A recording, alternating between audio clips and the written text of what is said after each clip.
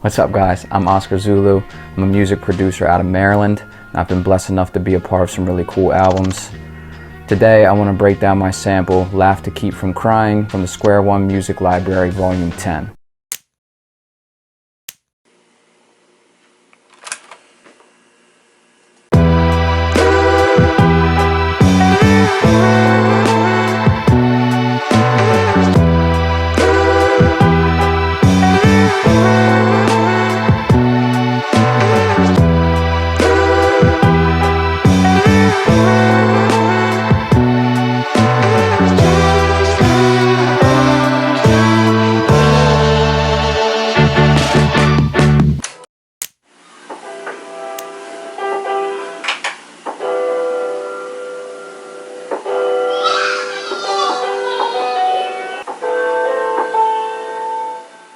So I started this idea the way that I start most of my ideas, and that's by figuring out my chord progression. In this case, I knew that I already wanted to make a vintage soul sounding sample, so I loaded up the upright piano from Simple Sam samples and laid down this progression.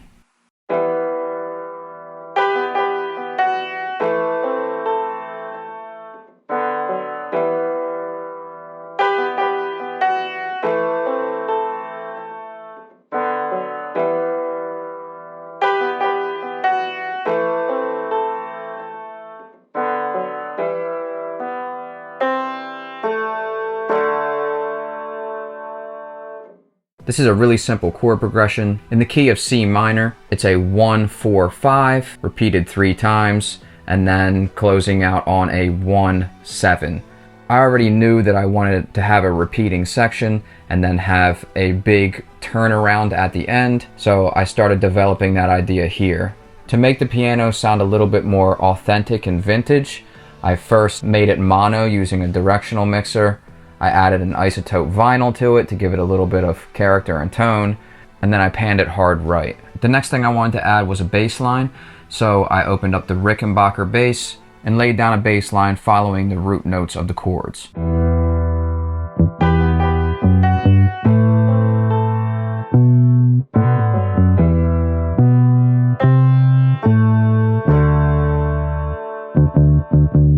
As you can hear, I added a lot of extra notes in there, some walk-ups, some embellishments, and then a little bit of rhythm at the end just to add some more interest to this sample. Next, I opened up an acoustic drum kit called Tempo from Teletone Audio and came up with a groove that matched the bass line.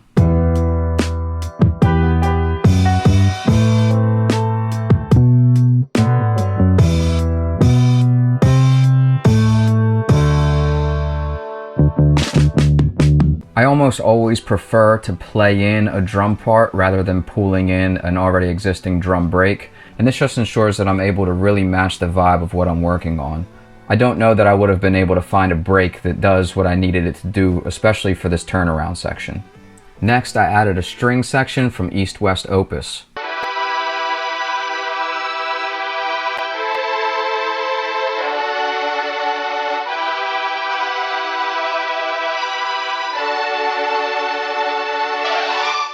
The main portion of the strings are just following the chords laid out by the piano, but there is a top line playing a little bit of a simple melody, something similar to what you might hear in an authentic 70s song. And then again at that turnaround, we have the strings changing up a little bit, playing a little bit of a different melody. You can also hear that quick string run up at the very end, and that helps add some more realism before that transition. The effects chain that I have on the strings starts with a directional mixer, making it mono. That goes into a good Hertz lossy, which just degrades the sample a little bit.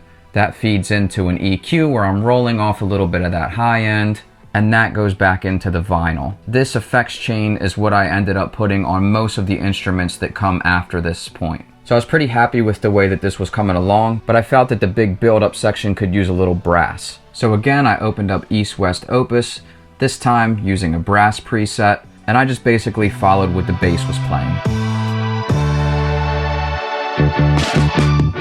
So I was basically done with the instrumentation, but I felt like it definitely needed some vocals to give it that authentic feel. So one thing that I haven't mentioned up to this point is that this entire project was being done with Varispeed on. Varispeed basically allows you to treat your DAW like a tape machine or record player. If you just increase or decrease this one value, it will change the pitch and the speed of your entire project.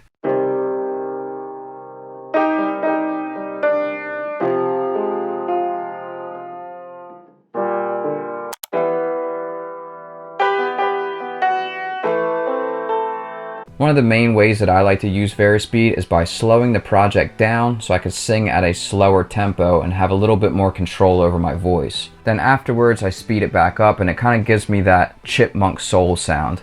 You can also hear this done a lot on albums like Igor and Blonde. I knew when I started this project that this was a technique that I wanted to use, so I started off writing at a much slower tempo so that I could speed it up later. So here's the vocal line that I came up with.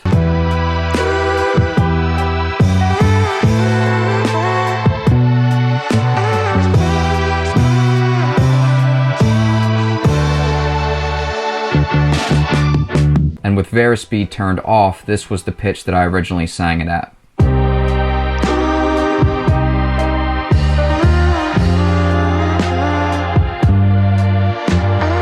The vocal chain here is pretty long. It starts with my mic, just a Shure SM58.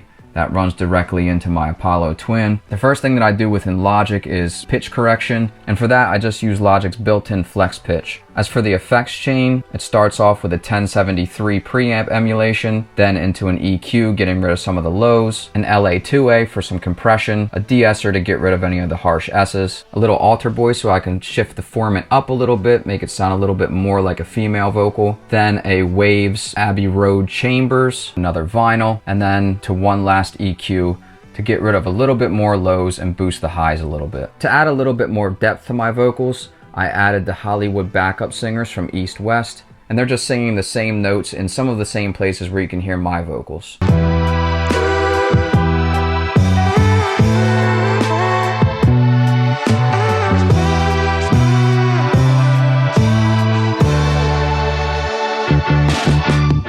The last thing I did within Logic was to send all of the instruments to the same bus, and on that bus I have a vintage preamp emulation and a vintage compressor. I really like to do this when I'm trying to make authentic sounding samples. I think it mimics what artists would have had to do in the studios back in the 70s when they had to run everything through hardware. It also just adds a little bit of tone and character at the very end when everything comes together. To try to take the authenticity even another step further, I stemmed out all the instruments so that they play individually. I ran that out of the computer through a reamp box into my tape machine where I recorded it on cassette tape. I then recorded that back into the computer and put all the pieces back together. After that, the sample was finished, but I wanted to actually use it as a sample, and I flipped it into an entirely different idea. Here's what that sounds like.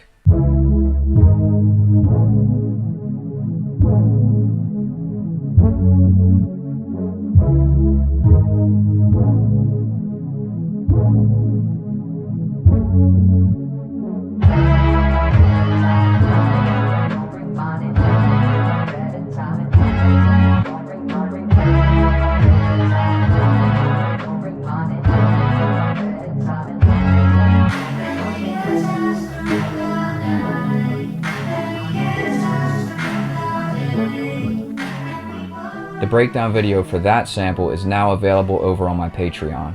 Thank you guys for taking the time to watch this video, and I hope you learned something.